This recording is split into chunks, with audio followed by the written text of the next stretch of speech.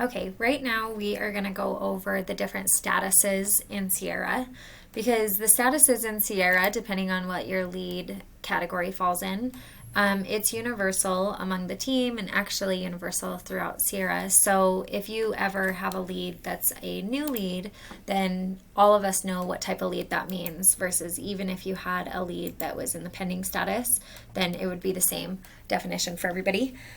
So it's important to keep the statuses correct because then you will be able to understand what type of tasks or action plans to have on these particular leads. So I just want to go through how to change the status and what status each statuses mean, and then we'll move on from there. So right here, when you're inside the account, you can change the status right here, and you'll see that there's all of these different types of statuses. So there's new, qualify, active, prime, pending, archived, watch, closed, junk, do not contact, and blocked. And then we're going to use this image, which we'll send you just as a reference to know what each lead defines as. So a new lead is a lead that's never been touched at all. So as soon as a new lead comes into the system, whether they signed up for an ad or, found us on Zillow or anything like that, they are imported into the system and they are imported under the status new. So they have never been touched at all. So in the morning when you come through and status, look at all of your brand new leads, you can see who's been there. They've never been touched at all. Qualify is when we've actually made our first attempt to contacting them. Whether you contacted them and they didn't answer, or you contacted them and they had a bad number, so therefore you didn't reach them, or if you contacted them and they did respond, but very vaguely, so you don't have information from them really. So I did respond. I did reach out to a lead and then they responded, yes, I'm looking. So I got they spoke to me, but then I'm like, oh great, what are you looking for? Until they give me that information, they are still a qualified lead. So that's where this definition comes into play. You are attempting contact, but you are still trying for e-alerts. The first thing that we get in our scripts, which we'll go over as well, are what are they looking for? So in this case, have you found out in this qualify status anything that they're looking for? If not, they're qualify, and until you have, they stay in this status. As soon as you find out what they are looking for, so they're responding to you, and now you know what they're looking for in a home, and you're sending them e-alerts, they become an active status. So now you've contacted them, and they have an e-alert or a market update set up, and now you're attempting to find out their timing, motivation, financing, etc. So you know that they're looking for a home in Sugar House under $600,000, but really you don't know when or what's holding them back, if they're ready or if this is going to be a year from now, etc. So you're actively trying to find out their motivation and their timing. As soon as you find out those details, you should be able to put them into one of the two categories. If you have their time frame and their e-alert and they're looking to buy in less than 6 months, they are a prime lead. So you put them in the prime status because they are a solid lead, you know a lot about them, and you know that they're ready within 6 months. If you find out the exact same information, so you have the time frame and their listings, etc., but they are far out, they are 6+ months out, they become a watching lead. So they're not as hot of a lead because for sure whatever rejection they gave you of whether or not they're why they are waiting, that's something that you cannot change.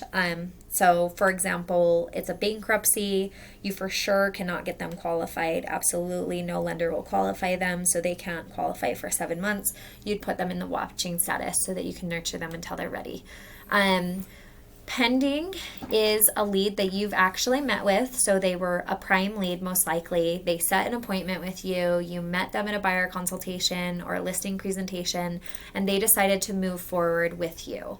So a pending lead is a current client. Basically, you are searching with them or you are under contract with them, you found their home or you're actively looking for their home, but you can rest assured that this pending lead is in your pipeline, and they're your client.